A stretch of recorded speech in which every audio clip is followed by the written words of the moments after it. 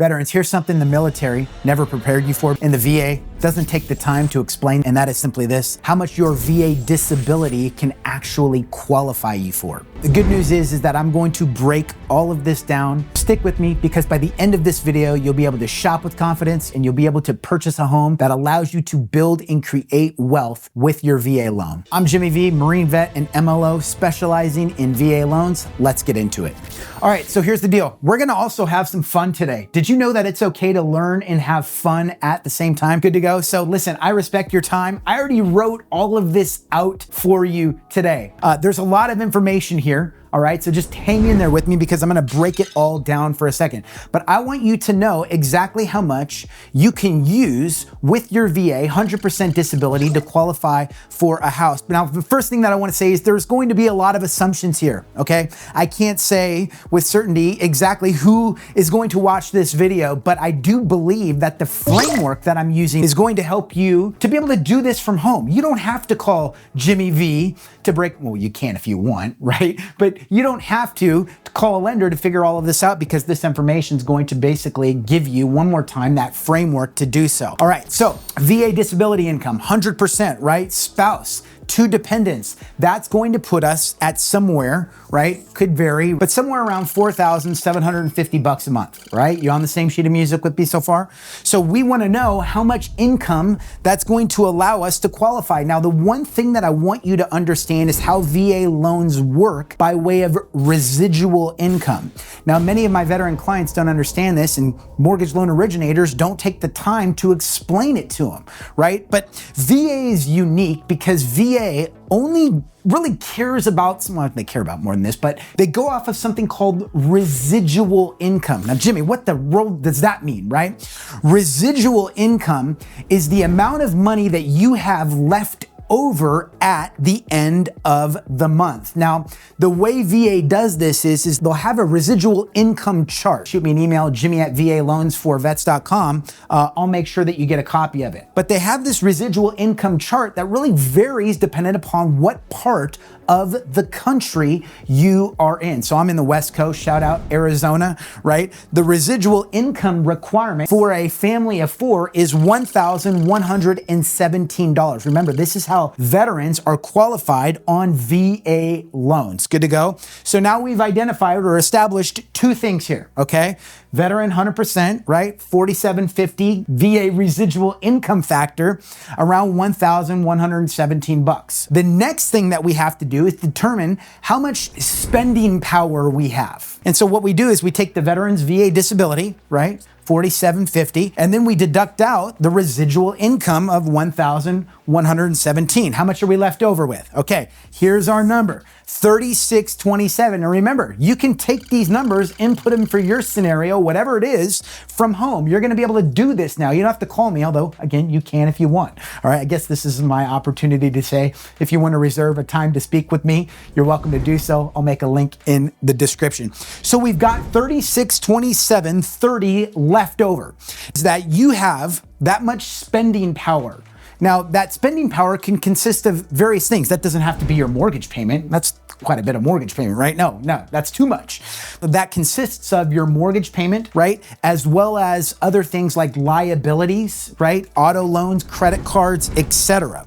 If I were advising my daughter, I would tell her the following: sweetheart, you don't want to spend more than probably around 41% of your monthly income towards a mortgage payment. Now, some of you may disagree with me, and that's all good. And if you want to go lower, you can too. Every once in a while, Taylor, I get veterans, they comment, that's too much money, right? Try to stay at or around 41% of your gross monthly income and use that for a mortgage. And that's what I've done here, okay? So the debt to income ratio at 41%, that would mean that this veteran would be spending at or around, okay, $1,945 a month principal and interest on a mortgage payment. That number can vary depending upon the veteran's tolerance, because at the end of the day, there could be more income in this picture. Maybe your spouse is employed. Maybe you have another W-2 job on top of this, right? But nevertheless, we're just using VA disability in this case to qualify. Now,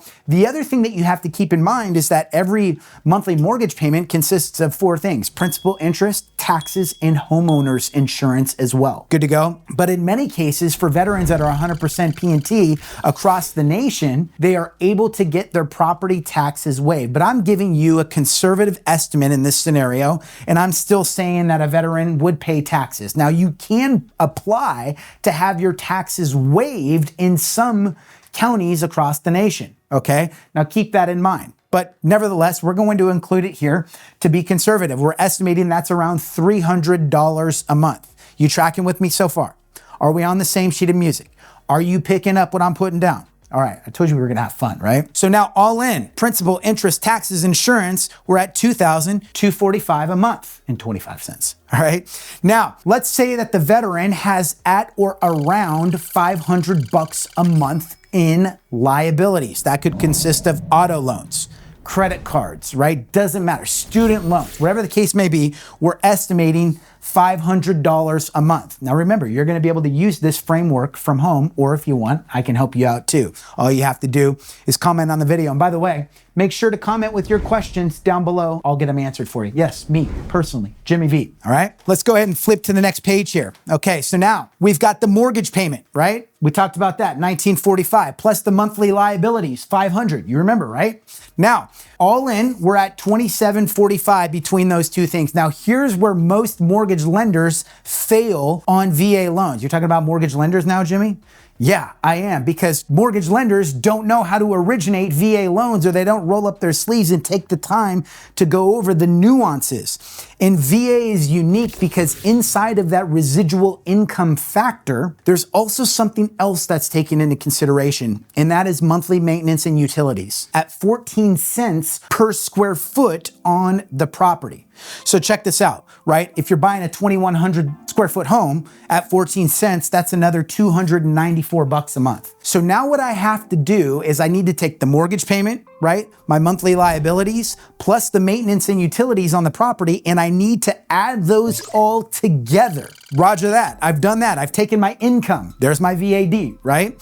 And then I subtract out all of these things together that we've talked about. Mortgage payment, liabilities, right? In addition to that, the monthly maintenance estimated in utilities on the property. We have approximately residual income now. That's how much money we have left over after liabilities, mortgage payment, right? As well as the monthly maintenance and utilities on the property. I have left over $1,705, $1,705. Now, extra credit. Do you remember what I told you the residual income factor was for a family of 4 on the West Coast? You might not, but let's go back and look at it together really quick, okay? Here it is right here, $1,117. So let me ask you a question. Do I meet the minimum residual income factor? If you answered yes, you would be correct. Give me a fist bump, virtual fist bump there, okay?